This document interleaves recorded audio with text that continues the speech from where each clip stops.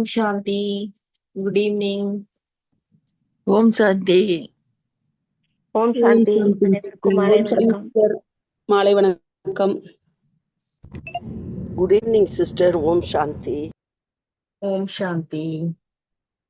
Okay, நம்ம நம்முடைய உடல்ங்கிறது எவ்வளவு ஒரு அற்புதமான இயந்திரம் அப்படிங்கிறத தெரிஞ்சுக்கிட்டோம். அந்த உடலுக்கு அதற்கான அறிவு, மெமரி எல்லாமே இருக்கு. அது தனக்கு வேண்டியதை தானே செய்து கொள்கிறது. சோ நம்ம இங்க என்னெல்லாம் ஷேர் பண்றோமோ இதெல்லாம் பேஷண்டா இருக்கிறவங்களுடைய பெனிஃபிட்டுக்காக தான். சோ இதை வச்சுக்கிட்டு அக்யூ ஹீலரா ஆக முடியாது. இப்ப அக்யூ ஹீலிங்னா அந்த உடம்புல இருக்கக்கூடிய புள்ளிகள், எந்த புள்ளிக்கு எதை தொடணும், எந்த மூலகம் கெட்டு போயிருக்கு, சீர்கெட்டு போயிருக்கு, அதை எப்படி கண்டுபிடிக்கிறது, அதெல்லாம் தனி படிப்பு. அதற்கெல்லாம் இது அடிப்படையானதுதான். நான் ஆல்ரெடி சொன்ன மாதிரி நீங்க யூடியூப்ல போய் பாத்தீங்கன்னா அக்யூபங்க்சர்ல இந்த நோய்க்கு இந்த புள்ளி அப்படின்னு சொல்றாங்க. ஆனா நம்முடையது கம்பம் அகாடமியோட அக்யூபங்க்சர் மெத்தடு. அதுல இந்த மாதிரி இந்த நோய்க்கு இந்த புள்ளி அப்படின்னா சொல்ல முடியாது. ஒரு ஷார்ட் கட்ல குறுக்கு வழியில போய் இதை கத்துக்க முடியாது. ஓகேங்களா? ஸோ இது பேஷண்ட் பாயிண்ட் ஆஃப் வியூல என்னென்ன விஷயங்கள்லாம் தெரிஞ்சுக்கணும் அப்படிங்கிறதுக்காக தான் இதை சொல்றது. ஸோ உங்களுக்கு ஒரு விஷயம் தெரியுமா? எங்களுக்கு என்ன தெரியுமா சொல்லியிருக்காங்க? இப்ப பேஷண்ட்ஸ்க்கு ட்ரீட்மெண்ட் கொடுக்கும் பொழுது என்ன பண்ணணும் அப்படின்னு சொல்லியிருக்காங்கன்னா, நீங்க அவங்கள பேச விடுங்க. அவங்களுக்கு என்னெல்லாம் உடம்புல பிரச்சனை இருக்கோ அது எல்லாத்தையும் அவங்க சொல்லட்டும். நீங்க அதை வச்சு மூலகங்கள் கண்டுபிடிங்க, நாடி பாருங்க, நாடி வச்சு மூலகங்கள் கண்டுபிடிங்க, ட்ரீட்மெண்ட் கொடுங்க, அதோட அதை மறந்துடுங்க. நீங்க எந்த ஞானத்தையும் யாருக்கும் பகிர வேண்டாம், இப்படிதான் சொல்லியிருக்கிறாங்க. அதே போல அவங்களுக்கு எப்போ குணமாகும் இத பத்திலாம் நீங்க கவலைப்பட வேண்டிய அவசியமே இல்லை அப்படின்னு சொல்லியிருக்காங்க. ஏன் அப்படி சொல்லியிருக்காங்கன்னா, ஒரு நோய் எவ்வளவு சீக்கிரமா குணமாகும் இது எல்லாமே அந்த சம்பந்தப்பட்ட அவங்க கையில தான் இருக்கு. இப்ப இன்னைக்கு நம்ம சில விஷயங்கள் தெரிஞ்சுக்க போறோம். அப்பவும் உங்களுக்கு புரியும் ஒரு நோய்ங்கிறது எவ்வளவு சீக்கிரமா குணமாகும், எவ்வளவு காலம் பிடிக்கும் குணமாகிறது, அதெல்லாமே கூட நீங்க தெரிஞ்சுப்பீங்க. சோ ட்ரீட்மெண்ட் கொடுக்கறவங்க அதை பத்தி கவலைப்பட தேவையில்லை. ஏன்னா பேஷண்டா இருக்கிறவங்களுக்கு அந்த பதட்டம் இருக்கும். இந்த நோய் வந்துடுச்சு, இது சரியாகணும், உடனே சரியாகணும் அப்படிலாம் தோணும். ஆனா ட்ரீட்மெண்ட் கொடுக்கறவங்க அதை பத்தி கவலையே பட வேண்டாம். ஏன்னா அது அவங்க கையில தான் இருக்கு, நீங்க ஒண்ணுமே பண்ண முடியாது. சோ நீங்க உங்க வேலையை மட்டும் பார்த்துட்டு போங்க அப்படிதான் சொல்லியிருக்கிறாங்க. சோ ஞானத்தை பகிரவே வேண்டாம்னு தான் சொல்லியிருக்கிறாங்க. இருந்தாலும் நான் ஏன் இதெல்லாம் உங்களுக்கு சொல்லிட்டு இருக்கேன்னா, உங்களுக்கு புரியும், நீங்க புரிஞ்சுக்க முடியும் அப்படி நினைச்சுதான் இதெல்லாம் சொல்லிட்டு இருக்கேன். இப்ப நான் ஆல்ரெடி சொன்ன மாதிரி யூடியூப் வீடியோஸ் எல்லாம் நான் ரெடி பண்ணிட்டேன்னா, அதுக்கப்புறமா நான் யாருக்கு ட்ரீட்மெண்ட் கொடுத்தாலும் நானும் கொஞ்சம் அந்த விடுபட்ட உணர்வுக்கு வந்துருவேன், கொஞ்சம் அலூஃப் ஆயிடுவேன். இப்ப அவங்க ஏதாவது கேள்வி கேட்டாங்கன்னா நான் சொல்லுவேன், நீங்க அந்த வீடியோஸ் பாருங்க, உங்களுக்கு விளக்கமா இருக்கும் அப்படின்னு நான் சொல்லிடுவேன். சரி, ஓகே. இப்ப நோயாளிகள்னா கண்டிப்பா ஆன்சியஸா இருப்பாங்க, அது ஆப்வியஸ் தான். ஆனா உங்களுக்குள்ள அந்த ஞானம் இருந்ததுன்னு வச்சுக்கோங்க, அந்த அடிப்படை ஞானம் இருந்ததுன்னா எந்த வழியில நீங்க போகலாம், நீங்க போயிட்டு இருந்த பாதையில இருக்கக்கூடிய பிரச்சனை என்ன, அதை எப்படி சரி பண்ணிக்கிறது அப்படிங்கிறது உங்களுக்கே தெரிய வரும். அதனால உங்களுக்கு புரியும் அப்படிங்கறதுனாலதான் இதை நான் எக்ஸ்ட்ராவா உங்களுக்கு சொல்லிட்டு இருக்கேன். பாருங்க, எந்த ஒரு பிரச்சனைக்கும் ரெண்டு விதமான தீர்வுகள் இருக்கும். ஒன்று டெம்பரரி சொல்யூஷன், இன்னொன்னு பெர்மனன்ட். உடனே சரியாயிடணும் அப்படின்னு நினைப்பாங்க, அப்படிதான் மைண்ட் செட் இருக்கு. ஆனா அந்த தீர்வு அல்ப காலமா இருந்ததுன்னா நீண்ட கால பலன் கிடைக்காது. உடனே தீர்வு கிடைச்ச மாதிரி இருக்கு, உடனே ஒரு வலி குறையுது. இப்ப பெயின் கில்லர் சாப்பிட்டா என்ன ஆகும்? உடனே வலி குறைஞ்சிரும். ஆனா நோய் குணமாகுதா அப்படின்னா கண்டிப்பா இல்லைன்னு நம்ம எல்லாருக்குமே தெரியும். சோ எப்பொழுதுமே தீர்வுங்கிறது பர்மனண்டா இருக்கணும். அதே போல எந்த ஒரு தீர்வு கொடுத்தாலும் அதற்கு பக்க விளைவுகள் இருக்கக்கூடாது. ஒரு விஷயத்த சரி பண்றேன்னு போயிட்டு இன்னொரு விஷயம் ஆரம்பிச்சதுன்னா இன்னொரு பிரச்சனை, அது சரி இருக்காது இல்லையா? அதனாலதான் நம்ம என்ன சொல்றோம், நோய் நாடி நோய் முதல் நாடி. அதாவது நோய்க்கான மூல காரணம் என்னன்னு கண்டுபிடிச்சு அதை சரி பண்ணணும், அதுதான் உண்மையான மருத்துவம். சோ நீங்க ட்ரீட்மெண்ட் என்ன, ட்ரீட்மெண்ட்டை சொல்லு, ட்ரீட்மெண்ட்டை செய் அப்படின்னு ஃபோக்கஸ் பண்றதுக்கு பதிலா எனக்கு ஏன் இந்த பிரச்சனை வந்திருக்கு அதை தெரிஞ்சுக்கிறது ரொம்ப ரொம்ப முக்கியம். யாருக்கு தெரியும் நீங்க என்ன தவறுகள் செய்து இந்த தொந்தரவு உங்களுக்கு வந்ததோ அந்த தவறுகளை நீங்க இப்ப கூட தொடர்ந்து செஞ்சுக்கிட்டு இருக்கலாம் இல்லையா? அப்ப எப்படின்னா இது வந்து நெருப்பு பிடிச்சிருக்கு, அதை அணைக்கணும், அதற்காக நீங்க ஸ்டெப்ஸ் எடுக்கிறீங்க, ஆனா கூடவே பெட்ரோலும் ஊத்துறீங்க அப்படின்னா அது என்ன தீர்வு இல்லையா? சோ அதனாலதான் சில விஷயங்களை இவ்வளோ டீட்டெயில்டா பேசுறோம். இப்ப வந்து நேத்து நம்ம வந்து அந்த தவறான வாழ்க்கை வழிமுறைகள், நம்ம சாப்பிடும் பொழுதுலாம் என்னெல்லாம் எல்லாருக்கும் தெரிஞ்ச ஒரு விஷயங்கள் தான், ஆனா நம்ம கவனத்துல எடுத்துக்கிறது இல்ல. உதாரணமா சின்ன குழந்தைகள் வந்து படிப்படியா அவங்களுக்கு உணவு பழக்கத்தை கொண்டு வருவோம், திட உணவு கொடுப்போம். அவங்க ஆரம்பத்துல காரத்தை சாப்பிடவே மாட்டேன்னு சொல்லுவாங்க, ஆனா நாம தான் அவங்கள ஃபோர்ஸ் பண்ணுவோம். இப்ப கூட இருக்கிறவங்க கூட என்ன தெரியுமா சொல்லுவாங்க, அட்வைஸ் பண்ணுவாங்க நமக்கு, கொஞ்சம் கொஞ்சமா பழக்கு, கொஞ்சம் கொஞ்சமா பழக்கு அப்படின்னுவாங்க. ஏன்னா ஏன் அப்படி சொல்றாங்கன்னா அது நமக்கு கன்வீனியன்ட். நாளைக்கு யார் வீட்டுக்காவது போனாலோ இல்ல ஹோட்டலுக்கு போறாங்க இல்ல ஃபங்க்ஷனுக்கு போறாங்க, அங்கெல்லாம் சாப்பிட வைக்கணும்ல, தனியா சமைச்சுக்கிட்டு இருக்க முடியாதுல்ல. சோ நம்ம கன்வீனியன்ஸ்க்காக சரியா இருக்கிறவங்களை கூட தவறான பாதை, நாம ஆல்ரெடி தவறான பாதையில இருக்கோம்னா அவங்களையும் குழந்தைங்களையும் கொண்டு வந்துருது தவறான பாதைக்கு. ஏன் இப்படி ஒரு மைண்ட் செட் இருக்குன்னா உலகத்துல எல்லாருமே அப்படித்தானே செய்யறாங்க, மெஜாரிட்டி பீப்புள் அப்படித்தானே செய்யறாங்க. இப்ப மெஜாரிட்டி பேர் தவறான விஷயத்த செய்யறாங்க அப்படிங்கறதுனால தவறு சரியாயிடுமா? எல்லாருமே செய்யறாங்க, சோ நாமளும் அப்படிதான் இருக்கணும். அப்ப எல்லாருமே செய்யறாங்க ஆனா தவறு செய்யறாங்கன்னா அதனால அது சரியாயிடுமா சொல்லுங்க? சரி ஆகாதுங்க சிஸ்டர். எல்லாரும் மட்டும் நம்ம பண்ண முடியாது. ஏன்னா அதுதான் உலகத்தினுடைய மைண்ட் செட்டா இருக்கு, எல்லாரும் பண்றாங்க. ஊரோடு ஒத்து வாழ், நீ என்ன உலகத்திலேயே இல்லாத மாதிரி பண்ற அப்படின்னு தான் சொல்லுவாங்க, கிரிட்டிசைஸ் பண்ணுவாங்க. சோ எல்லாரும் பண்றாங்க நாமளும் பண்ணணும் அப்படிங்கிற மாதிரி ஆட்டிடியூட் வந்துருது. நாமளும் அதற்கு விழுந்துடுறோம், மத்தவங்களையும் அந்த வழியிலேயே இழுத்துட்டு வந்துடுறோம். இப்ப வந்து நேத்து நம்ம கிளாஸ் எடுத்தோம், அதனுடைய வீடியோ போஸ்ட் பண்ணியிருக்கேன். அதனுடைய எண்டுல அந்த வீடியோட கடைசியில பாத்தீங்கன்னா உங்களுக்கு கட்டமா காமிக்கும், அதுல போய் டச் பண்ணீங்கன்னா பிளேலிஸ்ட் வரும். இது வந்து சில ஆண்டுகளுக்கு முன்னாடி ராஜயோகா கிளப் ஹவுஸ்ல நம்ம உடல் ஆரோக்கியத்தை பத்தி சில வகுப்புகள் எடுத்தோம், குறிப்பா உணவுகள் பத்தி இருக்கும். சோ யாரெல்லாம் பார்க்கணுமோ நீங்க அந்த பிளேலிஸ்ட் போனீங்கன்னா ஒரு 12 வீடியோ இருக்குன்னு நினைக்கிறேன், எப்போ ஃப்ரீயா இருக்கீங்களோ அதை போய் பார்த்துக்கோங்க. ஓகேவா? சோ நமக்கு வந்து என்ன கிடைச்சிருக்கோ அதற்கு வந்து அதனுடைய மதிப்பு நமக்கு தெரிஞ்சிருக்கணும், அந்த வேல்யூ நமக்கு தெரிஞ்சிருக்கணும். வேல்யூ தெரிஞ்சா நம்ம என்ன பண்ணுவோம், அதை நல்லா பாதுகாப்போம், அதை வந்து அபியூஸ் பண்ண மாட்டோம், அதை வந்து தவறான வழியில பயன்படுத்த மாட்டோம், அதை சிதைக்க மாட்டோம். ஏன்னா அதனுடைய வேல்யூ நமக்கு தெரியுது. இப்போ உடலும் அப்படிதான். உடலுக்கும் வந்து என்னெல்லாம் இருக்குன்னு சொல்றோம், மெமரி இருக்கு, அறிவு இருக்கு, உடலுக்குன்னு ஒரு மொழி இருக்கு. உடலோட மொழி நமக்கு தெரியறதே இல்லை. இந்த பிறவியில நம்ம கூடவே இருக்கிற இந்த பார்ட்னர் என்ன லாங்குவேஜ் பேசுறாரு அப்படிங்கிறது நமக்கு தெரியறதே இல்லை. இப்ப வந்து உடலோட மொழி என்ன அப்படிங்கிறத நம்ம அநேகமா இன்னைக்கு நாளைக்குள்ள இந்த பேசிக் கோர்ஸ் முடிஞ்சிரும், உடலின் மொழியை பத்தி நம்ம தெரிஞ்சுக்க போறோம். இப்ப உடலுக்கு மெமரி இருக்கு, அறிவு இருக்கு அப்படிங்கறதெல்லாம் நம்ம ஓரளவுக்கு புரிஞ்சுக்கிட்டோம். இப்ப வந்து நேத்து நம்ம வந்து என்ன பார்த்தோம்னா உடல்னா என்ன, உடல்ங்கிறது எல்லா உறுப்புகளும் இணைந்ததை நம்ம உடல்னு சொல்றோம்.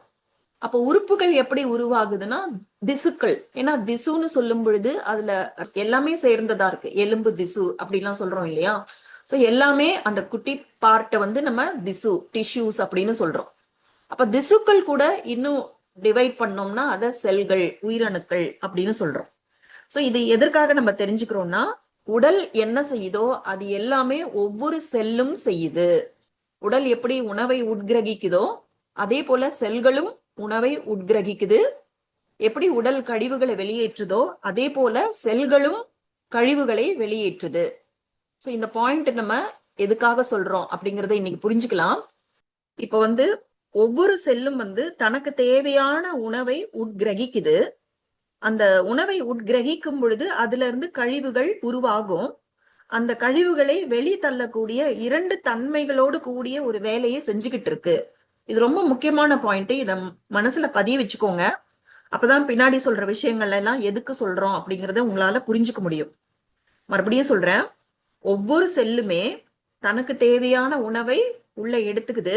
அந்த மாதிரி உணவை உள்ள எடுத்துக்கும் பொழுது அதுல இருந்து சில கழிவுகள் உருவாகும். அந்த கழிவுகளை அது வெளியே தள்ளுது. சோ 2 விதமான தன்மைகள் கொண்ட ஒரு வேலையை ஒவ்வொரு செல்லும், யோசிச்சு பாருங்க இந்த உடம்புல எத்தனை செல்கள் இருக்கு, இத எல்லா செல்களும் ஒவ்வொரு செல்லும் செஞ்சுக்கிட்டு வருது. ஓகேவா? முன்னாடிலாம் நோய்கள் அப்படின்னா அதற்கு நம்முடைய டெபினிஷன், அதற்கான அர்த்தம்ங்கிறது ஒரு விதமா இருக்கும். ஆனா இப்ப நம்ம கிட்டத்தட்ட நம்மளும் ஒரு மெடிக்கல் ஸ்டூடெண்ட் மாதிரி தான் இருக்கும். ஏன்னா நம்ம நோய்களை பத்தி புரிஞ்சுக்கிறோம், உடம்ப பத்தி புரிஞ்சுக்கிறோம். அப்படின்னா நாம கூட கிட்டத்தட்ட மெடிக்கல் ஸ்டூடெண்ட்ஸ் தான். அதாவது மெடிக்கல் ஸ்டூடெண்ட்னா ரொம்ப வாய்க்குள்ள நுழையாத வார்த்தைகள்லாம் பேசணும், மனப்பாடம் பண்ண வேண்டிய அளவுக்கு விஷயங்களை படிக்கணும் அப்படிலாம் ஒண்ணும் கிடையாது. நீங்க உண்மையை புரிஞ்சுக்கிட்டீங்க, பிரச்சனைனா என்ன, அதற்கான தீர்வு என்ன அப்படின்னு புரிஞ்சுக்கிட்டாலே நீங்களும் கிட்டத்தட்ட மருத்துவர் தான். அதனாலதான் கம்பம் அகாடமில எல்லாருக்குமே இந்த விஷயங்கள் போகணும் அப்படிங்கறதுனால அந்த 4 நாட்கள் ஒர்க் ஷாப் பண்றாங்க அப்படின்னு சொல்லுவேன். அதுல அது தலைப்பே வீட்டுக்கு ஒரு மருத்துவர். வீட்டுக்கு ஒரு மருத்துவர் யார் அந்த ஒர்க் ஷாப்பை அட்டென்ட் பண்றாங்களோ அவங்களே அந்த வீட்டுக்கு மருத்துவராக மாறிடுவாங்க அப்படின்னு சொல்லப்படுது. இப்ப நாம இந்த நோய் அப்படின்னா ஒரே லைன்ல சொல்லணும் அப்படின்னா, எல்லா நோய்களும் வருவதற்கு காரணம் அந்த உடல்ல வெளியேற்றப்படாம தேக்கி வைக்கப்படுகிற கழிவுகள் தான். இதையும் நல்லா பதிய வச்சுக்கோங்க. உடம்புல எவ்வளவு கழிவுகள் தேங்கி இருக்கோ அந்த தேக்கமுற்ற கழிவுகள் தான் எல்லா நோய்களுக்கும் காரணமாக இருக்கு. இப்ப கழிவுகள் அப்படின்னு சொன்ன உடனே நமக்கு என்ன வரும்னா, மற்ற கழிவுகளை விட நம்ம அந்த டாய்லெட் போறது, அந்த மோஷன், மலம் வெளியேறது மட்டும்தான் நம்ம கழிவுன்னு நினைக்கிறோம். அதனால கழிவு வெளியேற்றம் அப்படின்னாலே குடலை சுத்தம் பண்றேன் அப்படின்னு சில மாத்திரைகள் சாப்பிடுவாங்க, அந்த பேதிக்கு குடிக்கிறது அப்படின்னு சொல்லுவாங்க. சோ குடலை சுத்தம் பண்ணணும் அந்த அளவுக்கு மட்டும்தான் நமக்கு தெரிஞ்சிருக்கு. ஆனால் அதோடு அந்த விஷயம் முடியல. ஏன்னா நம்ம என்ன பார்த்தோம், ஒவ்வொரு செல்லிலும் கழிவுகள் இருக்கு. ஒவ்வொரு செல்லுமே உணவை உட்கொள்கிறது, கழிவுகளை வெளியேற்றுகிறதுனா அப்ப கழிவுகள் ஒவ்வொரு செல்லிலுமே இருக்கு. அப்ப இந்த உடலோட ஒருங்கிணைந்த இயக்கத்துல எப்படி உணவு ஒவ்வொரு செல்லுக்கும் போகுதோ அதே போல ஒவ்வொரு செல்லிலிருந்தும் கழிவுகளும் கொண்டு வரணும். அங்க ஒவ்வொரு செல்லிருந்தும் கழிவுகளை கொண்டு வந்ததுக்கு அப்புறம்தான் அது பெருங்குடலுக்கு வருது, அது வெளியேறுது. இந்த பாயிண்ட் புரியுதா எல்லாருக்குமே? புரியுதுங்க சிஸ்டர். புரியுதுங்க சிஸ்டர். ஏன்னா நம்ம கழிவுகள் அப்படின்னாலே பெருங்குடல்ல இருக்கிற கழிவுகளை தான் கழிவுகள் நினைக்கிறோம். ஆனா பெருங்குடலுக்கு கூட சேரணும்ல. ஒவ்வொரு செல்லிலும் கழிவுகள் இருக்குன்னா அந்த செல்லில இருந்து அந்த கழிவுகள் வெளியேறணும்ல. வெளியேறலன்னா என்ன ஆகும்? அதுதான் நோயாக மாறுகிறது. இது ரொம்ப சிம்பிள் லாஜிக் தான், யோசிச்சு பாருங்க. இப்ப நம்ம உட்கார்ந்துட்டு இருக்கோம், நம்ம மேல இருக்கிற குப்பையெல்லாம் போட்டுக்கிட்டே இருந்தா என்ன ஆகும்? நம்மால நகர முடியாதுல்ல, நமக்கு அதனால ஒரு பாதிப்பு ஏற்படும்ல. அதே போல ஒவ்வொரு செல்லும் ஆரோக்கியமா இருக்கணும்னா அதுல இருந்து கழிவுகள் வெளியேறணும். ஆனா அதுக்குள்ள கழிவுகள் தேங்கிட்டே இருக்கு அப்படின்னா அந்த செல் எப்படி இருக்கும்? ஆரோக்கியமா இருக்குமா? சொல்லுங்க. இருக்காதுங்க சிஸ்டர், இருக்காதுங்க. பாருங்க, அப்ப எவ்வளவு விஷயம் ரொம்ப சிம்பிளா இருக்கு பாருங்க. ரொம்ப பெரிய பிரச்சனைக்கு தீர்வு என்னமோ ரொம்ப சின்னதா தான் இருக்கும். நம்ம பிரச்சனைகளை பெருசு பண்ணி தீர்வுகளும் பெருசா இருக்கும்னு நினைச்சுக்கிறோம். ஆனா உண்மையில தீர்வுகள் ரொம்ப சுலபமானதுதான். இப்போ இந்த கழிவுகள் அப்படின்னு பார்க்கும் பொழுது 3 விதமான கழிவுகள் இருக்கும். ஒன்று சாதாரண கழிவுகள், இன்னொன்று தேக்கமுற்ற கழிவுகள், இன்னொன்று ரசாயன கழிவுகள்.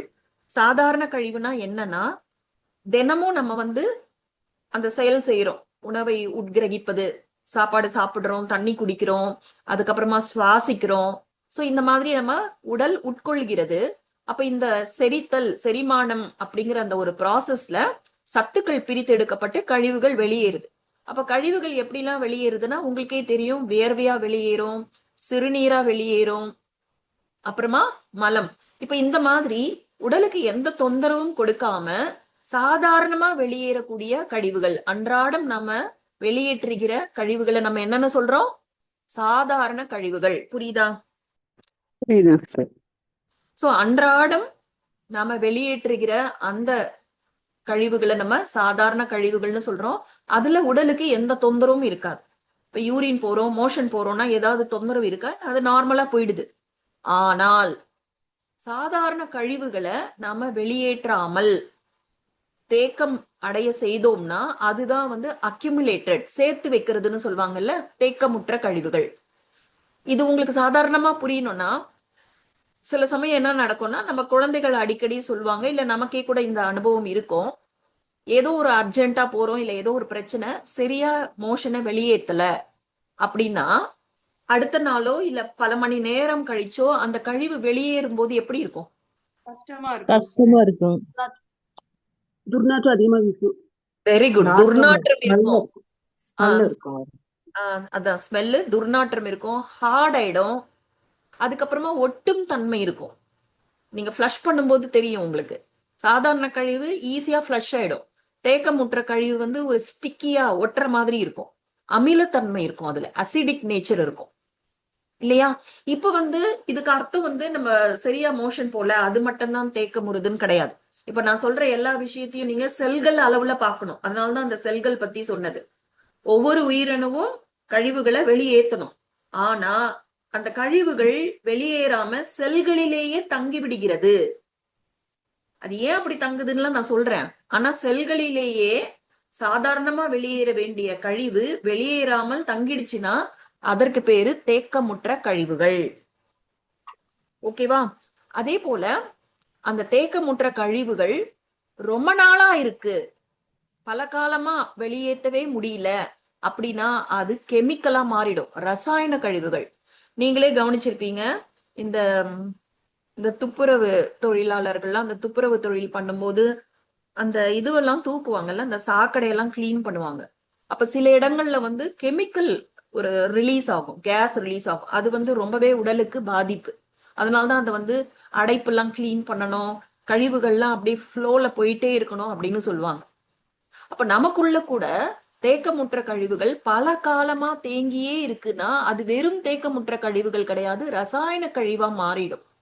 இந்த ரசாயன கழிவுகள் வந்து சாதாரண முறையில வெளியேற்றப்பட்டால், இப்ப நுரையீரல்ல வந்து ரசாயன கழிவு இருக்குதுன்னு வச்சுக்கோங்க, அத சாதாரணமா இருமல் மூலமா சளி மூலமா வெளியேற்றணும் அப்படின்னா நுரையீரல் பாதிப்படைஞ்சிரும். எந்த வழியா அந்த ரசாயன கழிவு வெளியே வருதோ அந்த பகுதி முழுக்க வந்து பாதிப்பாயிடும். ஏன்னா அதுல என்ன இருக்கு, அமிலத்தன்மை இருக்கு. அப்ப உடல் வந்து ஒரு சிறப்பான ஒரு விஷயத்தை செய்யும். அந்த டீடைல்ஸ்குள்ள நம்ம போக வேண்டாம், ஏன்னா இது எல்லாமே பேசிக்ன்றதுனால சில இடங்கள்ல நான் அப்படியே டச் பண்ணிட்டு போயிடுறேன். அந்த ரசாயன கழிவுகளை உடல் வெளியேற்றுறதுக்கு ஒரு மெத்தட் ஃபாலோ பண்ணுது. அது ஒரே வார்த்தையில சொல்றதுன்னா லைசோசோம்ஸ்னு சொல்லுவோம். உங்களுக்கு இன்ட்ரெஸ்ட் இருந்தா நீங்க போய் கூகுள்ல தேடி கண்டுபிடிச்சுக்கலாம். ஸோ பேசிக் கோர்ஸ்க்கு இது போதும். ஸோ என்னென்ன கழிவுகள் இருக்கு சொல்லுங்க, ஸ்கிரீன்லயே இருக்கு. சாதாரண கழிவு, சாதாரண கழிவுகள், தேக்கமுற்ற கழிவு, தேக்கமுற்ற கழிவுகள், அமிலத்தன்மை ரசாயன கழிவுகள். கழிவுகள். ரசாயன கழிவுகள். சாதாரண கழிவுனா நம்ம அன்றாடம் வெளியேற்றுவது. டெய்லியே வந்து ஒவ்வொரு செல்லுமே உணவை எடுத்துக்குது, கழிவை வெளியேற்றுது. அது வந்து செல் அளவுல பார்ப்போம். உடல் அளவுல பார்க்கும் பொழுது உங்களுக்கே தெரியும், வேர்வையாக, சிறுநீராக, மோஷனாக வெளில போயிடும். அது சாதாரண கழிவு. இதனால உடலுக்கு எந்த தொந்தரவும் இருக்காது. ஆனா சில காரணங்களால நம்ம சாதாரண கழிவு வெளியேற்றாம உள்ளேயே வச்சுட்டோம் அப்படின்னா அது என்னவா மாறுது, தேக்கமுற்ற கழிவு. தேக்கமுற்ற கழிவு, தேக்கமுற்ற கழிவுகள். தேக்கமுற்ற கழிவு, அக்யூமுலேட்டட் மார்பிட் ஆயிடும். இப்ப இந்த தேக்கமுற்ற கழிவு ரொம்ப காலமா நம்ம உடம்புல தேங்கி இருந்தா அப்ப அது ரசாயன கழிவா மாறும். ஓகேவா? நேத்து நம்ம ஒரு உதாரணம் பார்த்தோம்ல, ஒரு தூசி உள்ள போயிடுச்சு, அது உடனே உடல் வந்து வெளியேற்றுது. ஏன்னா இது ஒரு அந்நிய பொருள், உடலுக்கு அது தேவையில்லை, அதனால கஷ்டம், உடலுக்கு ஊறு விளைவிக்கும்னு சொல்லி தும்மல் மூலமா அந்த தூசியை வந்து வெளியே அனுப்பும். ஆனா நாம அத வெளியேற்ற அனுமதிக்கல. இந்த தும்மலுக்கெல்லாம் கூட மருந்து சாப்பிடுவாங்க. ஓகேவா? சோ அது மாதிரி பண்ணும் பொழுது அது உள்ள போகும். அப்ப அத வந்து வெளியேற்றுவதற்கு, நுரையீரல்ல இருக்கக்கூடிய அந்த கழிவுகளை வெளியேற்றுவதற்கு ஒரு சளி மாதிரி உருவாக்கி, சளி எப்படி வெளியே வரும்? இருமினா தானே சளி வரும். அப்ப இருமல்ங்கிறது கொஞ்சம் தொந்தரவா தானே இருக்கும். அதுதான் வந்து சில தொந்தரவுகளோடு வெளியேற்றும் பொழுது அது தேக்கமுற்ற கழிவுன்னு சொல்லுவோம். சாதாரண கழிவுல எந்த தொந்தரவும் இல்லை. ஆனா தேக்கமுற்ற கழிவு வரும் பொழுது கொஞ்சம் கரெக்டிவ் ஆக்ஷன், கொஞ்சம் ஸ்ட்ரிக்டா இருந்தாதான் அதை செய்ய முடியும். இருமாம எப்படி நுரையீரல்ல இருக்க கழிவு வெளியில வரும்? இப்ப அதே வந்து இருமலுக்கும் நம்ம மருந்து சாப்பிட்டு சளி வர்றதை நிறுத்தி நம்ம உடலுக்கு இடையூறு பண்ணோம் அப்படின்னா என்ன பண்ணும் உடல்? அங்க நுரையீரல்ல வந்து நிறைய அந்த அந்த துளைகள் இருக்கு, காற்று துளைகள் இருக்கு. அந்த இடத்துல வந்து ட்ரை ஆக்கி பொடி பொடியா சேமித்து வச்சிரும். வேற ஒண்ணும் பண்ண முடியாது. வெளியேற்ற நம்ம அனுமதிக்க மாட்டேங்கிறோம். ஆனா எங்க வைக்க முடியும்? அதனால அது ட்ரை பண்ணி பவுடரை அங்கங்க நுரையீரல்ல சேமிச்சு வச்சிரும். அப்ப என்ன நடக்கும்? திடீர்னு மழை பெய்யுது, நம்ம நனையிறோம். அப்ப மழை நீருங்கிறது ரொம்ப ஒரு பியோர் வாட்டர். அப்ப உடலுக்கு ஒரு சக்தி கிடைக்குது.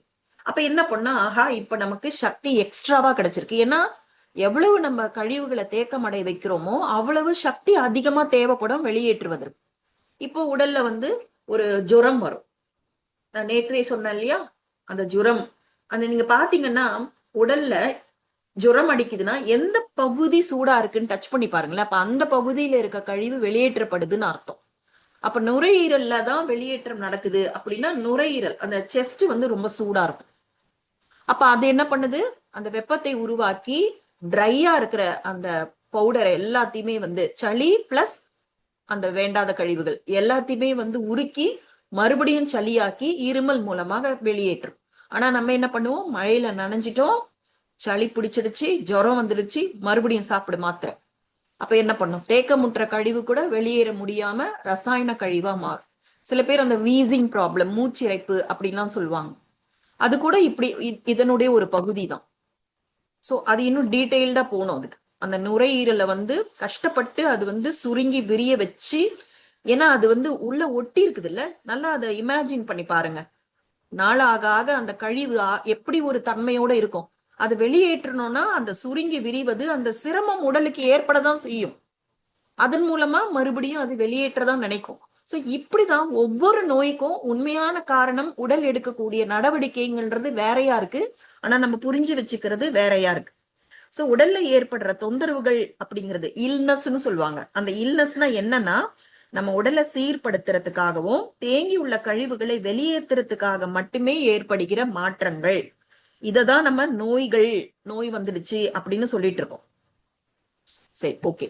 அடுத்தது வந்து இப்போ நம்ம உடலுக்கு வந்து சக்தி வேணும். இப்போ உடலுக்கு சக்தி எப்படி கிடைக்குதுன்னா, ஆரம்ப கிளாஸ்ல நம்ம பார்த்தோம் இல்லையா, நம்ம சாப்பிடுற குடிக்கிற அந்த 5 தத்துவங்கள் மூலமா நமக்கு வெளியில இருந்து கிடைக்கிற நம்ம எடுத்துக்கிற சக்தி. ரெண்டாவது வந்து உள்ளேயே இருக்கிற அந்த ஆத்மா, ஆன்மான்னு சொல்ற அந்த சக்தி. இந்த இரண்டும் சக்தி உடலுக்கு தேவைப்படுது. அப்ப உடலோட ரோல் என்ன அப்படிங்கறதெல்லாம் நேத்து பார்த்தோம். சோ இப்போ உடலுக்கு கிடைக்கிற சக்தியை வந்து அது பங்கீடு பண்ணுது. இப்போ வீட்டுல வந்து அப்பா சம்பாதிக்கிறாரு, அப்ப அம்மா என்ன பண்ணுவாங்க? பட்ஜெட் போடுவாங்க. இந்தந்த செலவுக்கு இவ்வளவு பணம், வீட்டு வாடகை, மளிகை, பால், ஸ்கூல் ஃபீஸ், ஏதாவது மருத்துவ செலவு, அந்த மாதிரி பட்ஜெட் போடுவாங்க. அதே போல இந்த உடலுக்கு கூட பட்ஜெட் இருக்கு. அது என்ன பண்ணுது? 3 விதமாக இந்த ஆற்றலை, உடலுக்கு கிடைக்கிற சக்தியை வந்து அது டிஸ்ட்ரிபியூட் பண்ணுது. அது என்னன்னா, ஒன்று செரிமானம், இன்னொன்று இயக்கம், மூன்றாவது பராமரிப்பு. இதெல்லாம் நம்ம கொஞ்சம் முந்தின கிளாஸ்ல எல்லாம் டீட்டெயில்டா பார்த்துட்டோம். அதனுடைய விளக்கத்துக்கு நம்ம போக வேண்டிய அவசியம் இல்லை. இப்ப வந்து உடலுக்கு கிடைக்கிற சக்தியை அது 3 விதமாக பட்ஜெட் டிஸ்ட்ரிபியூட் பண்ணுது, பங்கீடு செய்யுது. ஒன்று செரிமானம். ஏன்னா நான் என்ன சொன்னேன்? செரிமானம்ங்கிறது நம்ம சாதாரணமா சொல்லிடுறோம். ஆனா அந்த செரிமானத்துக்கு உடல்ல இருக்க அத்தனை உறுப்புகளும் சேர்ந்து ஒருங்கிணைந்து செயல்படுதுன்னா எவ்வளவு ஆற்றல் தேவைப்படும்? கரெக்டா? செரிமானம்ங்கிறது சாதாரண விஷயமா? செரிமானத்துக்கு சக்தி வேணுமா வேணாமா? வேணும் சிஸ்டர். அப்போ உடலுக்கு கிடைக்கிற ஆற்றலை அது செரிமானத்துக்கு கொடுக்குது. அதுக்கப்புறம் இயக்கம். இயக்கம்னா 2 விதமான இயக்கம் இருக்கு. யார் கரெக்டா சொல்றீங்கன்னு பார்க்கலாம். 2 விதமான இயக்கம் என்ன? வெளி உறுப்புகளின் இயக்கம், உள்ளுறுப்பு இயக்கம், வெளியுறுப்புகளின் இயக்கம். இயக்கம்னா வெளி உறுப்புகளும் இயங்குது, உள்ளுறுப்புகளும் இயங்குது. இயங்குறதுக்கு ஆற்றல் வேணும். ஆற்றல் இல்லாம எப்படி உடல் உறுப்புகள் இயங்கும்? சோ அதற்கும் சக்தி கொடுக்கப்படுது, பட்ஜெட் இருக்கு. அடுத்தது 3வது வந்து பராமரிப்பு. நேற்று பார்த்தோம்ல, maintenance, resist, remove, recharge. So இந்த மாதிரி பராமரிப்பு, குணமாக்குதல் அப்படிங்கிறதுக்கும் ஆற்றல் தேவைப்படுது. சோ உடலுக்கு கிடைக்கிற ஆற்றலை எப்படி உடல் பங்கீடு போடுது சொல்லுங்க. ஸ்கிரீன்லயே தெரியுது, சொல்லுங்க. செரிமானம், இயக்கம், பராமரிப்பு. இப்ப உடல் தனக்கு கிடைக்கிற சக்தியை வந்து டைஜஷனுக்கும், இயக்கத்துக்கும், மெயின்டெனன்ஸ்க்கும் செலவு பண்ணுது. இப்ப பாருங்க, உடலுக்கு சக்தி கிடைக்குது அப்படின்னா என்ன பண்ணும்? எப்படி லேடிஸ் வந்து டைம் கிடைக்குது அப்படின்னா பழைய குப்பையெல்லாம் கிளீன் பண்ண நினைப்பாங்கல்ல, அது போல உடலும் கழிவுகளை வெளியேற்ற நினைக்கும். நம்ம எப்படிலாம் கழிவுகளை தேங்க வைக்கிறோம்னு சொன்னேன் இல்லையா? அப்ப உடலுக்கு சக்தி கிடைக்கும் பொழுது அது என்ன பண்ணுது? சரி, பழைய குப்பையெல்லாம் வெளியேற்றலாம். ஏன்னா அந்த குப்பைகள்னாலதான் நமக்கு உடல் பாதிப்படையுது, உள்ளுறுப்புகள் பாதிப்படையுது இல்லையா? உள்ளுறுப்புகள் மேல கழிவுகள் தேங்கிட்டே இருக்குன்னா அது எப்படி சரியா இயங்க முடியும்? ரொம்ப ஈஸியா சொல்லிட்டு போயிரும், இந்த உடல் சரி, இந்த உறுப்பு சரியா இல்ல, இந்த உறுப்பு வந்து வேலை செய்யலைன்னு ரொம்ப ஈஸியா சொல்லிட்டு போறோம். அந்த மாதிரி உறுப்பு செயல்படாம இருப்பதற்கு காரணமே நாம தான். அதற்கு நம்ம என்னெல்லாம் செய்யறோம் அப்படிங்கறத தான் நம்ம பார்த்துட்டு இருக்கோம். அப்போ இந்த கழிவுகள் தேங்கி இருக்குன்னா அதை சரி பண்ணதான் உடல் நினைக்கும். ஏன்னா உடலுக்கு என்ன இருக்கு? அறிவு இருக்கு, அது தன்னைத்தானே சரி பண்ணுது. ஓகேவா? நம்ம என்ன சொன்னோம்? நோய் கழிவுகளை வெளியேற்றுவதுதான் நம்ம நோயின்னு புரிஞ்சுக்கிறோம்.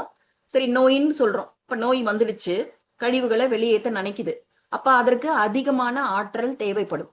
ஏன்னா நார்மலா அன்றாடம் செய்வதற்குன்னா செரிமானத்துக்கு, இயக்கத்துக்கு, பராமரிப்பு எல்லாத்துக்கும் ஈக்குவலா பிரிச்சு கொடுத்துடலாம். ஆனா இப்போ எக்ஸ்ட்ரா தேவை எதுக்கு தேவைப்படுது? பராமரிப்புக்கு தேவைப்படுது. இந்த பாயிண்ட் புரியுதா நான் சொல்றது? புரியுது சிஸ்டர். நார்மல் லைஃப்ல செரிமானத்துக்கு, இயக்கத்துக்கு, பராமரிப்புக்கு சமமா சக்தி பிரிச்சு கொடுத்துரும். ஆனா அந்த நோய் வரும் பொழுது, நோய்னா என்ன? பழைய கழிவுகளை வெளியேற்றுவது, தேக்கமுற்ற கழிவுகளை வெளியேற்றுவது. அப்போ எதற்கு ஜாஸ்தி பட்ஜெட் வேணும் சொல்லுங்க? இப்ப வந்து உடலுக்கு கிடைக்கிற சக்திய இது 3 விதங்கள்ல பங்கீடு பண்ணுதுன்னு நான் சொன்னேன்.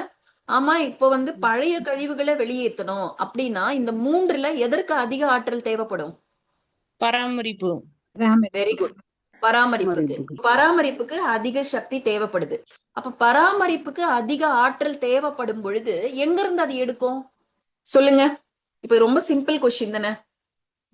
பராமரிப்புக்கு அதிக ஆற்றல் தேவைப்படுது, அப்ப அது எங்க இருந்து அந்த அதிக ஆற்றலை எடுக்க முடியும்?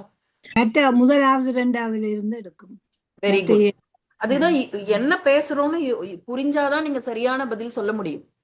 ஆல்ரெடி உடலுக்கு கிடைக்கிற சக்தியை தான் நம்ம 3ஆ பிரிக்கிறோம். இப்போ உதாரணமா நீங்க வந்து ஒரு ஊருக்கு போகணும் அப்படின்னு கொஞ்சம் பணம் சேர்த்து வைக்கிறீங்க, ஓகேவா?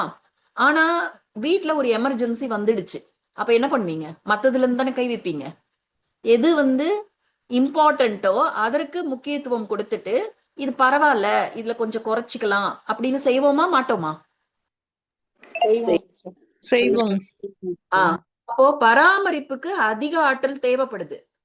நார்மலா கொடுக்கிற பட்ஜெட் அதுக்கு பத்தாது. அப்ப என்ன பண்ணோம்னா செரிமானத்துல இருந்து எடுக்கும். செரிமானத்துக்கு எவ்வளவு ஆற்றல் ஒதுக்கப்பட்டிருக்கோ அந்த செரிமான சக்தியை பராமரிப்பு சக்தியா கன்வெர்ட் பண்ணிடும். இப்ப செரிமானத்துக்கு என்ன ஆகும்? ஆற்றல் என்ன ஆகும்? கம்மியா போகும். கம்மியாயிடும். அப்ப அந்த நேரத்துல பசி வருமா? வராதுங்க சிஸ்டர். அதான் உடம்பு சரியில்லைன்னா பசிக்கிறது இல்லை. அப்போ பசி வராம நீங்க சாப்பிடும் பொழுது என்ன நடக்குது? உடம்பு சரியில்லைன்னா என்ன பண்ணுவாங்க? ஃபோர்ஸ் பண்ணி சாப்பிட வச்சா என்ன பண்ணுவாங்க? இன்டைஜஷன் வாமிட் பண்ணுவாங்க. ஏன்னா அங்க இன்டைஜஷன் ஏன் நடக்குதுன்னா செரிமானத்துக்கு சக்தி கொடுக்கல, உடல் டிசைட் பண்ணுது. பாருங்க உடலுக்கு எவ்வளவு அறிவு இருக்குன்னு. இப்ப பராமரிப்பு முக்கியம், எனக்கு அதிக ஆற்றல் வேணும். சோ செரிமானத்துல இருந்து சக்தியை வந்து பராமரிப்பு கன்வெர்ட் பண்ணிடுது. இப்ப நீங்க யாரோ ஒருத்தர் கரெக்டா சொன்னீங்க, உடம்பு சரியில்லைன்னா பசி ஏற்படாது, அப்படி ஃபோர்ஸ் பண்ணி சாப்பிட வச்சா வாமிட் வரும். நடக்குதா இல்லையா? ஆனா நம்ம என்ன பண்ணுவோம்? பேஷண்ட கொஞ்சம் சாப்பிட வைப்போம். கொஞ்சமாவது சாப்பிடு, மாத்திரை சாப்பிடணும்னா நீ வந்து சாப்பாடு சாப்பிட்டு. அவங்க வேணான்னுவாங்க. அவங்க ஏன் வேணான்னு சொல்றாங்கன்னா உடம்பு வேணான்னு சொல்லுது. அவங்களுக்கு அந்த சாப்பிடுற ஃபீலிங்கே இருக்காது, பசியும் இருக்காது, இன்ட்ரெஸ்டும் இருக்காது. ஆனா அவங்கள ஃபோர்ஸ் பண்ணி நம்ம சாப்பிட வைப்போம். அப்படியே அவங்க நீங்க ஃபோர்ஸ் பண்ணி நீங்க போய் அந்த தட்டை கழுவி கூட இருக்க மாட்டீங்க, இங்க வாமிட் பண்ணுவாங்க. அப்ப உடனே என்ன செய்வோம்? மறுபடியும் மாத்திரை கொடுப்போம். வாந்தி நிக்கிறதுக்கு மாத்திரையை கொடுப்போம். ஆனா உடல் என்ன பண்ணிட்டு இருக்கு, நாம என்ன பண்ணிட்டு இருக்கோம்னு பாருங்க.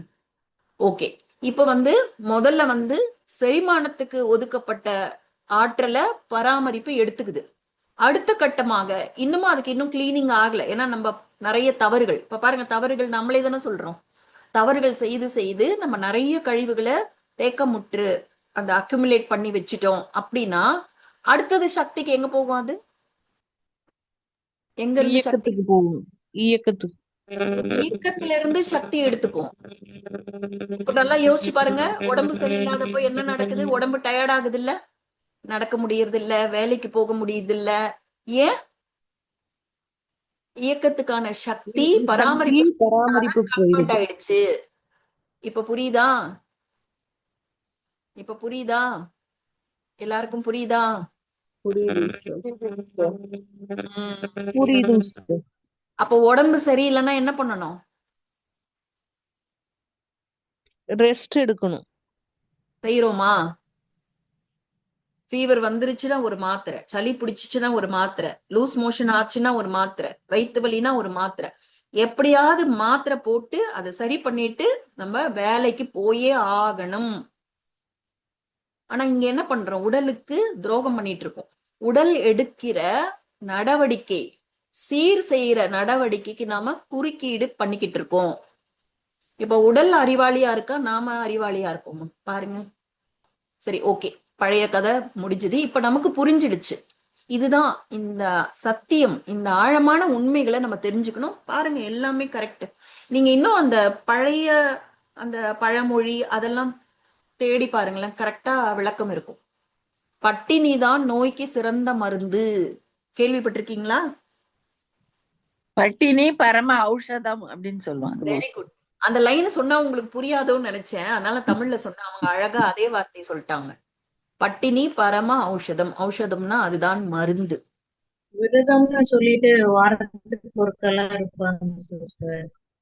விரதம்ங்கிறது நாமளே உடலுக்கு நீ கொஞ்சம் மெயின்டெனன்ஸ் வேலையை பண்ணு அப்படின்னு நாம கொடுக்கறது. அந்த நேரத்துல பாருங்க, விரதம் கூட பாருங்க, ஈஸிலி டைஜஸ்டபிள் ஃபுட் தான் எடுப்பாங்க. ஜூஸ், பழங்கள், இளநீர் அப்படின்னு ரொம்ப லைட்டா தான் எடுப்பாங்க. அதே போல விரதம் முடியும் பொழுதும் ஹெவியா சாப்பிட மாட்டாங்க. மெதுவாதான் அந்த உணவை இன்க்ரீஸ் பண்ணுவாங்க. சோ அது எல்லாமே அந்த காலத்துல நம்ம இவ்வளோ ஞானத்தை சொல்றதுக்கு பதிலாக சில அந்த மதம், சடங்கு, சம்பிரதாயம் அப்படி கொண்டு வந்தாங்க. ஓகேவா? சோ இப்ப நம்ம இங்க என்ன தெரிஞ்சுக்கிறோம்னா, உடல் எடுக்கிற நடவடிக்கை, கழிவு வெளியேற்றத்துக்காக உடல் எடுக்கிற நடவடிக்கை நம்ம நோயின்னு புரிஞ்சுக்கிறோம். அந்த நோயின்னு புரிஞ்சுக்கிட்டு நாம உடலுக்கு குறுக்கீடு பண்றோம்.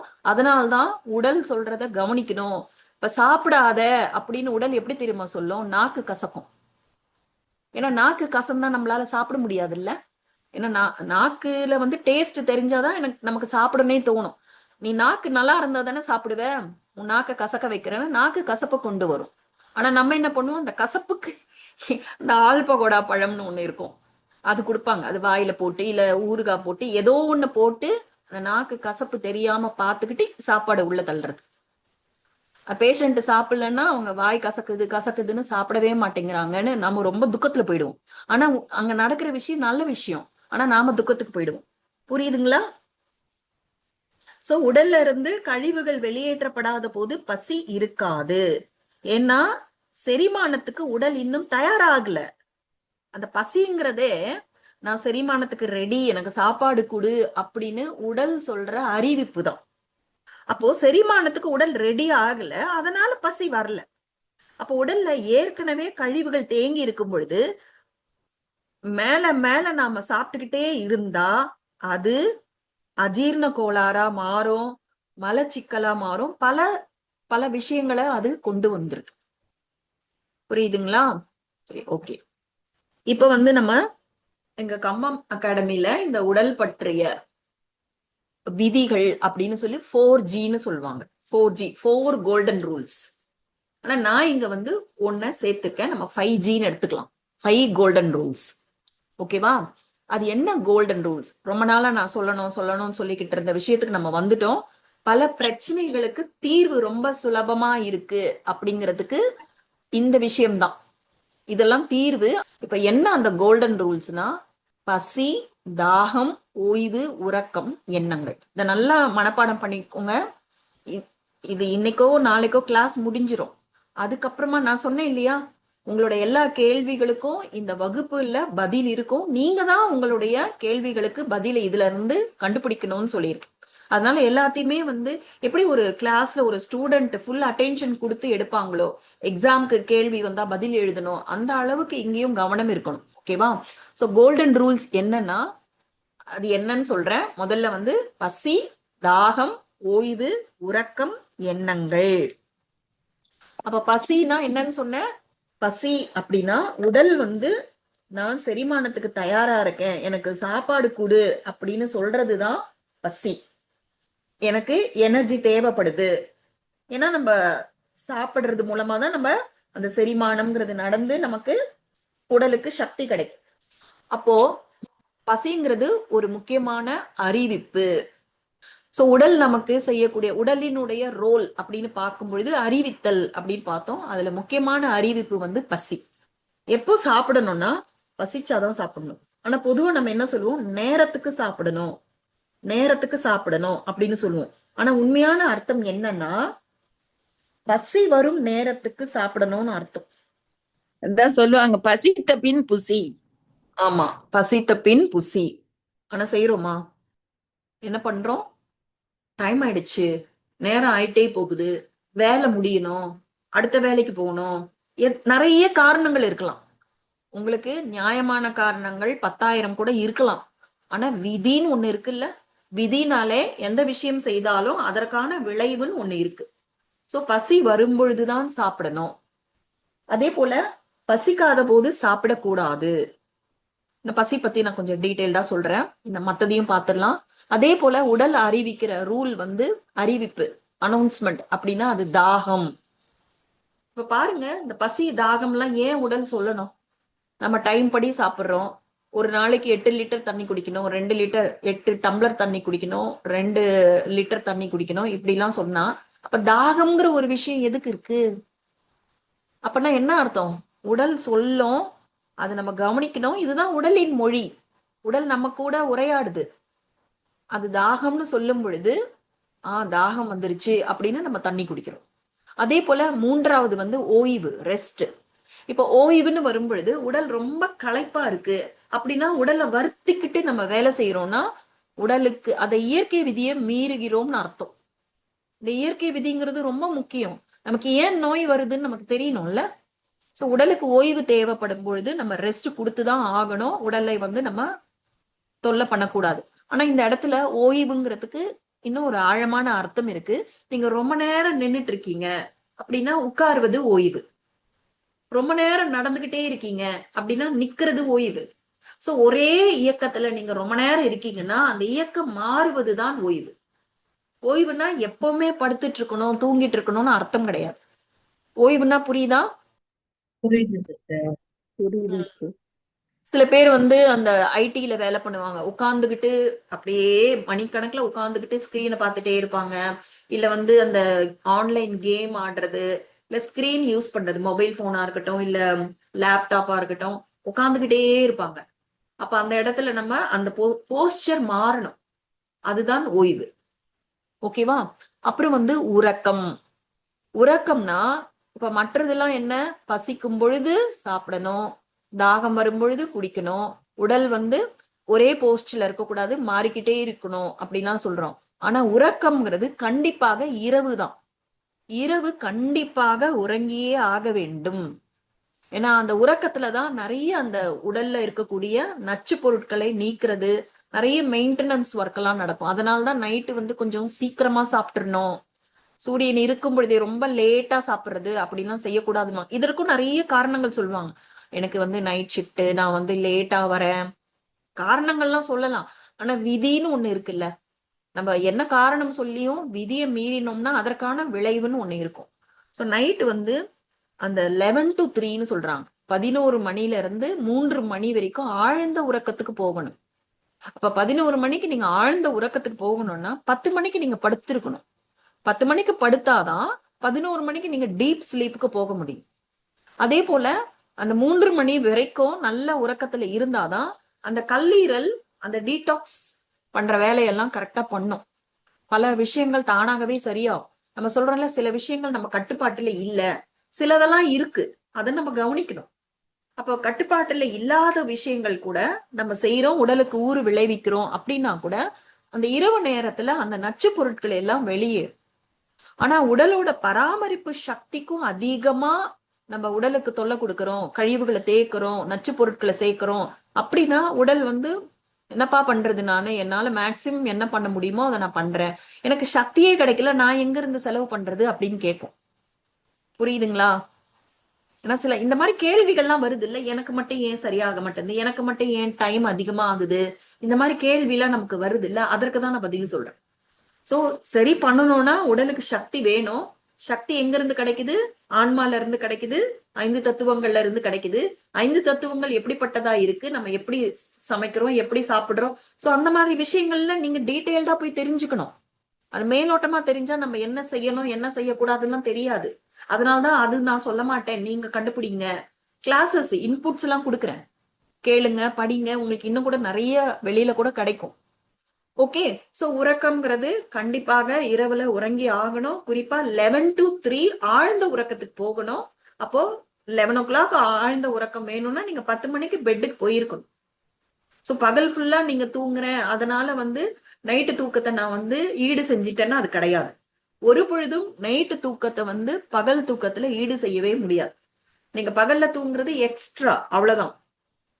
ஏன்னா அந்த இரவு சூழல்ங்கிறது அந்த அந்த கழிவு வெளியேற்றத்துக்கு, டீடாக்சிஃபை பண்றதுக்கு பல மெயின்டெனன்ஸ் ஒர்க்கு ஏதுவா இருக்கு.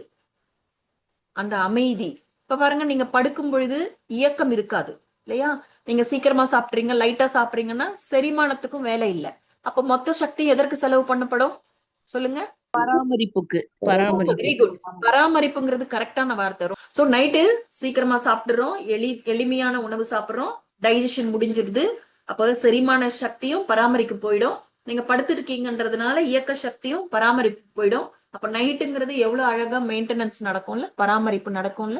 சோ உறக்கம்ங்கிறது ரொம்ப ரொம்ப முக்கியம். அதே போல எண்ணங்களும் அதனாலதான் ஆன்மீக அறிவும் வேணும். ஆன்மீகமும் உடல் அறிவும் ரெண்டும் சேரும் பொழுதுதான் உங்களுக்கு சந்தோஷமான வாழ்க்கை சாத்தியமாகும். நாள் முழுக்க வீணான எண்ணங்களை ஏற்படுத்துறோம், நெகட்டிவ் எண்ணங்களை ஏற்படுத்துறோம், கவலைப்படுறோம், துக்கப்படுறோம், புலம்புறோம், பொறாமப்படுறோம், காயப்படுறோம், இதெல்லாம் இருந்ததுன்னா அந்த முக்கியமான உயிர் சக்தியை நம்ம இழக்கிறோம். அது அது ரொம்ப முக்கியம். பராமரிப்பு சக்திக்கு ஆன்ம சக்திங்கிறது ரொம்ப ரொம்ப முக்கியம். சோ எண்ணங்கள் மீதும் கவனம் வைக்கணும். அதனாலதான் நான் அந்த 5Gன்னு மாத்திட்டேன். ஓகேவா? நீங்க சொன்ன மாதிரி பசித்து புசி, பசி வரும் பொழுது சாப்பிடணும். அதாவது பசிக்கும் பொழுது சாப்பிடாம இருக்கிறோம், பசிக்காத போது சாப்பிடுறோம், தேவைக்கு அதிகமா சாப்பிடுறோம். அதாவது பசி எவ்வளவு இருக்கு, ஆனா நம்ம எவ்வளவு சாப்பிடுறோம். நீங்க நல்லா கவனிச்சீங்கன்னா இனிமே இந்த கிளாஸஸ் எல்லாம் கேக்குறீங்க அப்படின்னா உடலை கவனிக்கணும். எப்படி நம்ம ஆன்மீகத்துல மனசை கவனிக்கணும், எண்ணங்கள் மீது கவனம் வைக்கணும்னு சொல்றோமோ அதே போல உடல் மீது கவனம் வைக்கணும். நீங்க கவனிச்சாதான் அது சொல்றது நமக்கு கேட்கும். இது ஆரம்பத்துல வராது, நீங்க செய்ய செய்யதான் அது பழகும். காலையில நேரத்துல மைல்டா தான் பசிக்கும். அந்த மைல்டு பசிக்கு ரொம்ப ஹெவியா சாப்பிட தேவையில்லை. அது நீங்க பழக பழக அது சரிப்பட்டு வரும். எனக்கும் அது பழகிறதுக்கு கொஞ்சம் நாள் ஆச்சு. எனக்கும் தெரியாது. ஆரம்பத்துல நான் ரொம்ப ஜாஸ்தி சாப்பிடுவேன், காலையில ஜாஸ்தி சாப்பிடுவேன், மத்தியானம் குறைப்பேன், நைட்டு ரொம்ப குறைப்பேன். ஆனா பார்த்தா நல்லா கவனிக்கும் போதுதான் தெரியுது, காலையில ரொம்ப கம்மியா தான் பசிக்குது, மத்தியானம் தான் நல்ல பசி வருது, நைட்டு ரொம்ப ரொம்ப குறைவா இருக்கும். நிறைய டைம் தேவை கூட படாது. ஏன்னா நம்ம பசிக்காக வெயிட் பண்றோம். பசிக்காக வெயிட் பண்ணும் பொழுது முதல்ல சாப்பிட்டது எல்லாமே டைஜஷன் ஆகி, ஏன்னா அதற்கெல்லாம் டைம் எடுக்கும். நம்ம என்ன சாப்பிடுறோம், நம்மளுடைய அன்றாட உடல் உழைப்பு எப்படி இருக்கு, அதை பொறுத்து பசியின் அளவு, பசி எப்ப வருது, அது எல்லாமே மாறுபடும். எல்லாருக்கும் ஒரே மாதிரி இருக்காது, எல்லாருக்கும் ஒரே மாதிரி சொல்லவே முடியாது, எல்லாருக்கும் மாறுபடும். ஓகேவா? சோ அளவுக்கு அதிகமா சாப்பிடுறது, அதுக்கப்புறமா வேகமா சாப்பிடுறது, டைம் இல்லைன்னா அடிச்சுக்கிறது வாயில கட கட கட கடன்னு. அதே போல ஒரே சுவை உள்ள உணவுகளையே சாப்பிடுவது. ஏன்னா இந்த அக்யூபங்க்சர்ல இன்னும் நிறைய டீடைல்ஸ் எல்லாம் அந்த யாரு அக்யூ ஹீலரா ஆகுறாங்களோ அவங்களுக்கு கூட சொல்லுவாங்க, இந்த 5 மூலகங்களுக்கும் ஒவ்வொரு சுவைக்கும் சம்பந்தம் இருக்கு. அப்ப ஒரே சுவையை அதிகமா சாப்பிடும் பொழுது அந்த பர்டிகுலர் மூலகம் பாதிக்கப்படும், மற்ற மூலகங்களுக்கும் அது பாதிப்பு வரும். ஏன்னா தேவையில்லாம ஒண்ணு அதிகமா கொடுக்கறோம், மற்றதை நம்ம நெக்லெக்ட் பண்றோம், அலட்சியப்படுத்துறோம். அப்ப மூலகங்கள் அஃபெக்ட் ஆகும். அதனாலதான் ஒரே சுவையுள்ள உணவையே சாப்பிடுறது கூட தப்பு. அதே போல ரசாயன உணவுகளை அதிகமாக சாப்பிடுது. ரசாயனம் எல்லாத்துலயும் கலந்துருச்சு. நாம வந்து நம்முடைய ஜெனரல் நாலேஜ் வச்சு அந்த ரசாயன உணவை கட்டுப்படுத்தணும், எப்படி கிளீன் பண்ணணும் அதெல்லாம் உங்களுக்கே தெரியும். ஸோ ரசாயன உணவுகளை கூட அதிகமா சாப்பிடும் பொழுது கூட இந்த நம்ம சாப்பிடுறோம்னு பேரு, ஆனா அது நமக்கு உடலுக்கு சக்தி கொடுப்பதற்கு பதிலாக உடலுக்கு கழிவுகளை அதிகமா கொடுக்கும்.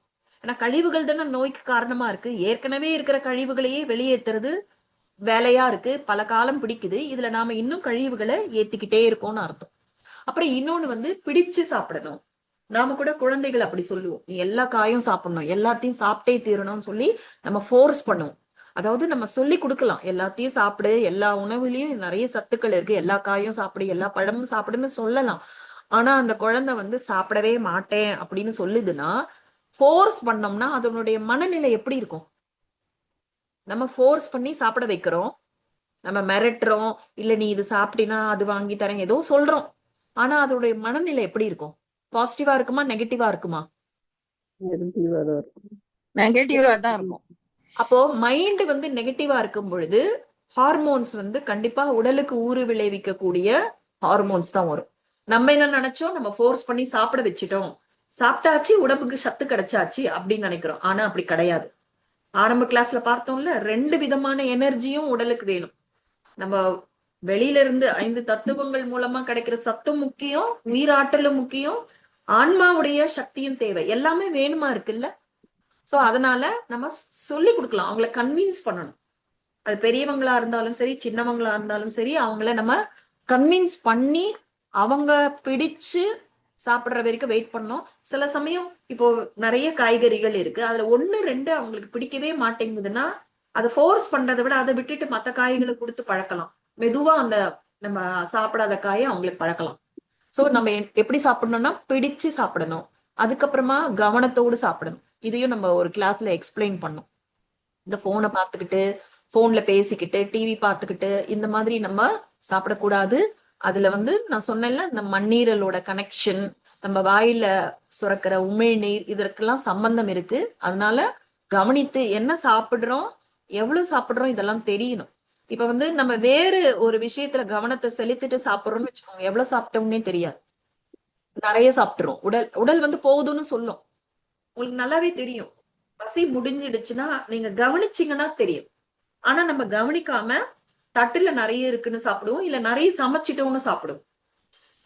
நிறைய சமைச்சிட்டோம் வேஸ்ட் பண்ணக்கூடாதுங்கிறதெல்லாம் உண்மைதான். ஆனா நீங்க இத உடலோடு பழகிட்டீங்கன்னா உங்களுக்கே தெரியும், உங்க உடலுக்கு எவ்வளவு உணவு எப்ப தேவைப்படுது அது எல்லாமே நீங்க கண்டுபிடிச்சிடலாம். ஆனா டஸ்ட்பின்ல போட மனசு, டஸ்ட்பின்ல உணவை போடுறது தப்பு தான், நான் இல்லைன்னு சொல்லல. ஆனா டஸ்ட்பின்ல போடக்கூடாதுன்னு உணவை நம்ம வயிற்றுக்கு போட்டோம்னா அப்ப உணவே டஸ்ட்பின்னா மாறிடும். ஏன்னா தேவைக்கு அதிகமா சாப்பிடுறீங்க. உணவு எவ்வளவு தேவைப்படுதோ அதற்கேற்ற அளவுதான் அந்த நொதிகள், என்சைம்ஸ் எல்லாம் சுரக்கும். அப்ப உடல் வந்து இவ்வளவுதான் எனக்கு வேணும் அப்படின்னு நினைச்சு ஒரு சொல்லுது. ஆனா நம்ம அதிகமா சாப்பிடுறோம், அப்ப என்ன நடக்கும்? அங்க ப்ராசஸ் கெட்டு போகுது. புரியுதா? இன்னும் கொஞ்சம் வேணும் போல இருக்கும்போது நிறுத்திடணும், அதுக்கு சாப்பிடக்கூடாதுன்னு சொல்லுவாங்க. இல்ல அது எதுக்கு சொல்றாங்கன்னா, போரும். நீங்க உடலை கவனிச்சாலே போதும். அது பசிங்கிறது 2 பசி இருக்கு. ஒண்ணு வந்து உடலின் பசி, இன்னொன்னு மனதின் பசி. உடல் போதும்னு சொல்லும், ஆனா மனசு இன்னும் வேணும் வேணும். மனதின் பசின்னு ஒண்ணு இருக்கு, உடலின் பசின்னு ஒண்ணு இருக்கு. நமக்கு பிடிச்ச ஒரு உணவா இருந்தா உடலுக்கு தேவையான அளவுக்கு சாப்பிட்ட உடனே பசி முடிஞ்சிரும். ஆனா மனசு வந்து இன்னும் வேணும்னு தோணும். அதனாலதான் இந்த 2 விதமான பசியும் இருக்கு, அதை கவனிக்கணும்.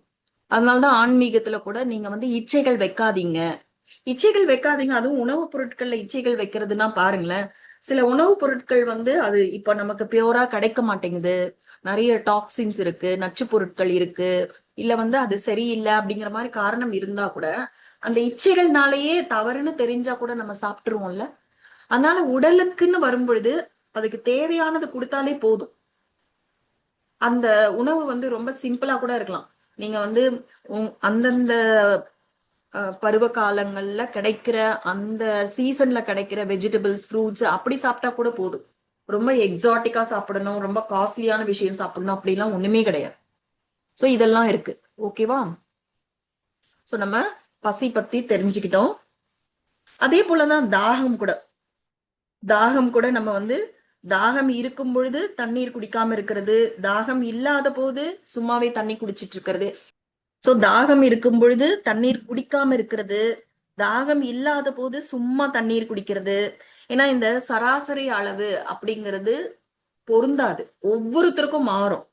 ஒருத்தரோட உடலோட உழைப்பு, அவங்க எந்த தட்ப வெப்பத்துல இருக்கிறாங்க, சோ இதெல்லாம் இருக்கு இல்லையா. சோ எல்லாருக்குமே காமனா இதுதான் அளவு அப்படின்னு சொல்லவே முடியாது.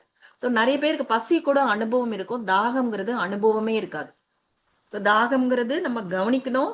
தாகம் இருக்கும் பொழுது தண்ணி குடிக்காம தள்ளி போடுறது, தாகம் இல்லாத போது சும்மாவே தண்ணி குடிச்சிட்டு இருக்கிறது. அதே போல தண்ணீரோட குளிர்ச்சியை வாய் உணராத அளவுக்கு வேகமா குடிக்கிறது, இது கூட இயற்கை விதிமீறல் தான். அதே போல தாகம் இருக்கும் பொழுது தண்ணீருக்கு பதில் அந்த சுவையுள்ள பானங்களை குடிக்கிறது. உண்மையிலே தண்ணீருக்கு, தாகத்துக்கு ஒரே தீர்வு தண்ணீர் மட்டும்தான். நம்ம குடிக்கிற ஜூசஸ், இளநீர், இது எல்லாமே உணவோட லிஸ்ட்ல தான் வருது, அது தாகத்துக்கானது கிடையாது. அது எல்லாமே உணவு தான். ஏன்னா தண்ணீருங்கிறது நீர் தத்துவம் தனி, தண்ணீர்னா தண்ணீர் தான், மற்றது எல்லாமே உணவோட இதுல லிஸ்ட்ல வந்துருது. சோ தாகம் இருக்கும் பொழுது கூல்ட்ரிங்க் வாங்கி குடிக்கிறது, சோ இதெல்லாம் கூட சரி கிடையாது. அதே போல ரசாயன குளிர்பானங்கள், உங்களுக்கே தெரியும், நேத்து அதை பத்தி நம்ம பேசினோம். அந்த பாட்டில்ல வந்து அந்த பழங்களோட போட்டோ இருக்கும், ஆனா உண்மையில அதெல்லாம் இருக்கவே இருக்காது. எனிவே எதுவுமே வந்து பதப்படுத்தப்பட்டிருக்கும் பொழுது அதுல சக்தியே இருக்காது. ஓகேவா? சோ அதுக்கப்புறம் வந்து ஓய்வு நான் சொன்னேன். நம்மளோட உடலோட அந்த போஸ்டருங்கிறது மாறிக்கிட்டே இருக்கணும், ஒரே மாதிரி ரொம்ப நேரத்துல இருக்கக்கூடாது. சில பேர் அந்த டீச்சர் அந்த மாதிரி வேலை பண்ணுவாங்க, அவங்களே சொல்றாங்க ரொம்ப நேரம் நிக்கிற மாதிரி இருந்து இருந்து அவங்களுக்கு அந்த மூட்டு வலி வந்துருக்கு, பின்னாடி காலத்துல மூட்டு வலி வருது அப்படின்லாம் சொல்றாங்க. சோ அந்த ஓய்வு, அந்த போஸ்டர் மாறணுங்கிறது ரொம்ப முக்கியம். இல்லைன்னா பின்னாடி அது நமக்கு பிரச்சனையா மாறிடுது. நைட்டு தூக்கம், ராத்திரியில தூங்காம வேலை செய்யறது, நேரம் கிடைக்கும் போது தூங்கிக்கலாம் அப்படின்னு நினைக்கிறது, தேவைக்கு குறைவா தூங்குறது, அதே போல தேவைக்கு அதிகமா தூங்குறது கூட இயற்கை விதிமீறல் தான். அப்புறமா வந்து டேப்லெட்ஸ் எல்லாம் போட்டு, ஏன்னா டேப்லெட்ஸ் எல்லாம் வந்து ரசாயன மருந்துகளா இருக்குன்னா அதை போட்டு செயற்கையா தூக்கத்தை வரவழைக்கிறது. இப்ப ஓய்வு கூட பாருங்க, எப்பொழுதுமே ரெஸ்ட்ல இருக்கிறது, அதுவும் தவறுதான். எப்படி உடல் வந்து சோர்வடையும் பொழுது வேலை செய்யறோமோ அது தவறுனா, அதே போல எப்பொழுதுமே ரெஸ்ட்ல இருக்கிறது கூட ஒரு இயற்கை விதிமீறல் தான். சோ இந்த மாதிரி எத்தனை விதிமீறல்கள் இருக்கு. சோ இதெல்லாம் நம்ம இன்னைக்கு பார்த்திருக்கோம். இங்க கிளாஸ நிறுத்திக்கலாம், நாளைக்கு வந்து கிளாஸ கண்டினியூ பண்ணலாம். ஆக்சுவலி இப்ப வந்து விரும்பாம வந்து உணவு வந்து விஷமாகுது, விரும்பாம நம்ம ஃபோர்ஸ் பண்ணி கொடுக்கும் பொழுது அப்படிங்கிற ஒரு இது இருக்கும்போது, இப்ப மருந்துகள் கூட பிள்ளைங்களுக்கு எல்லாம் பிடிக்காது, அவங்கள ஃபோர்ஸ் பண்ணி தான் நம்ம கொடுக்குற மாதிரி இருக்கும். அது என்ன மாதிரி ஒரு விளைவை கொடுக்கும் சிஸ்டர்? ரசாயனம்ங்கிறது உடலுக்கு ஒவ்வாதது. எல்லாமே இங்க பாருங்க, அக்குபங்சர் பார்வையில இந்த மருந்து அப்படிங்கிற வார்த்தைக்கு இடமே இல்லை. ஏன்னா நம்ம இந்த முழு விஷயத்தையும் அக்யூபங்சர் பார்வையில தான் பாக்குறோம். அதனால ஆல்ரெடி ஒரு கிளாஸ்ல நான் சொல்லியிருக்கேன், ஒவ்வொரு மருத்துவ முறையும் தனித்தன்மை வாய்ந்தது. இங்க அக்குபங்சர் பார்வையில நம்ம டயக்னோசிஸ், ட்ரீட்மெண்ட் அதெல்லாம் பத்தி பேசும்போது இன்னொரு மருத்துவ முறையை கொண்டு வந்து கேள்வி கேட்டா அதுக்கு பதில் கொடுக்க முடியாது, அது சரியாவும் வராது. இங்க அக்குபங்சர்ல மருந்தே கிடையாது, தொடு சிகிச்சை தான், அவ்வளவுதான். ஓகேவா? Okay sister. அக்யூபங்சர் பார்வையில மெடிசன்ன்றதே ஒண்ணும் கிடையாது, வெறும் அந்த அக்யூ ஹீலரோட கை விரல் தான் ட்ரீட்மெண்ட் கொடுக்கும், அவ்வளவுதான், வேற எதுவுமே கிடையாது. ஃப்ரீ, நீங்க எங்க ரோட்ல பார்த்தா கூட ட்ரீட்மெண்ட் கொடுத்துடலாம், கையில எதுவுமே தேவையில்லை. Thank you Shanti. Okay, sister. Thank you, sister. Thank you. Om Shanti. Okay sister. Thank you sister. Thank you, sister. Om Shanti.